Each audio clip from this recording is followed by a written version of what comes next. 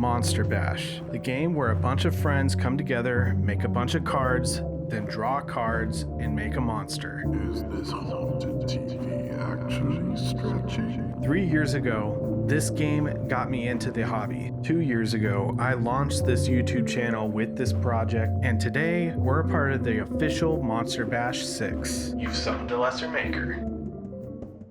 This year, we're making a completely new deck.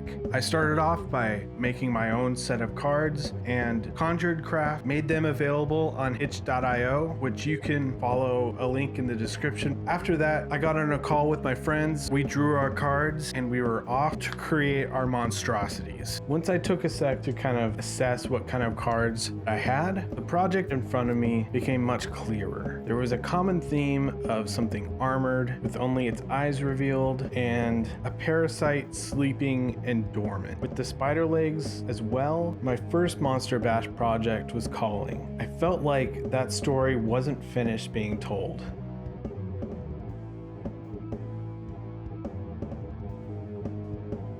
The fate of this night had changed from a victim to something more sinister. After drawing several concepts, these cards were telling me what an offspring of the spider house might look like, and how this soldier might have been the key to progressively leech on bigger and bigger things. This is my first time working with a 1/16 scale model kit, and this one was kind of old, and the pose was really static.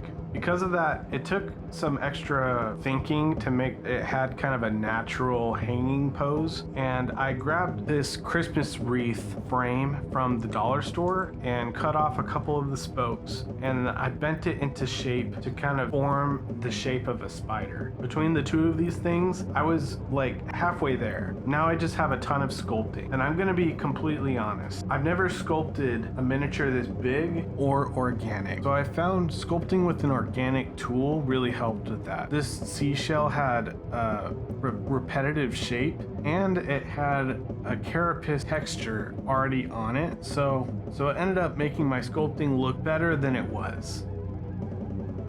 While I'm at it, I'd like to ask you to leave a comment, a like, and if you want to hang out for weekly videos, feel free to subscribe, or just check out the backlog after this video. If you're new to my channel, I primarily make weekly terrain videos. On my Patreon, I have free STL packs for building accessories like windows. As you might imagine, making everything free isn't great monetarily, so Patreon members do a lot to help offset that. It's only $2 a month. All right, back to the build. To add a bit more texture, I'm gluing on some grass tufts to the ends of these legs. It does also have the added benefit of hiding some spots where maybe I didn't do such a great job sculpting. And it took a lot of trying to get the shapes that I want, cutting things away, and then a lot of back and forth to get it to this point. For the stems of the mushroom, I'm heating a pipe cleaner to kind of shrink wrap that fuzz around the armature wire in the middle.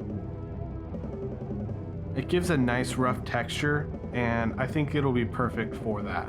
I made some mushroom tops from milliput and glued them together. I primed this dark brown, and it was time to start painting. I stippled on some metallic paint onto the knight, and I left a lot of the brown in the recesses because this guy has kind of gone through hell a bit, and I wanted that to be seen. The spider, in contrast, is leeching life out of this guy, so I wanted it to be really bright, and that brown undercoat is going to really dull down that paint and make it feel like they still live within the same world. This eye and carapace card weirdly represent both the spider and the knight, because the knight is clad in armor and the eyes are the only thing you can see of the knight. So I wanted to do the reverse of that for the spider, so I painted him with dead eyes. For the mushroom and the jelly card, I wanted to do these bleeding mushrooms that I saw on Google Images, so I put dots of super glue all over the mushrooms, and then I painted them in with red speed paint so that they looked a little bit more translucent.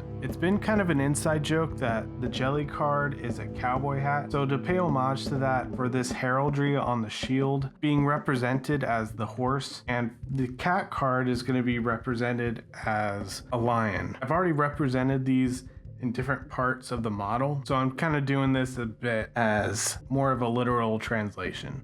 And that is the final step. So thank you guys so much for watching. Make sure you go check out all the other creators involved in this collaboration.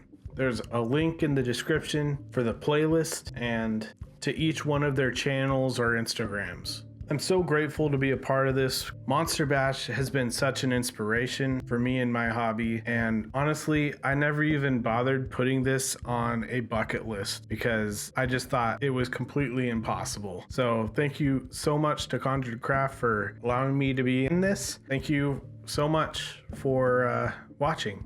I appreciate it. All right, have a good one.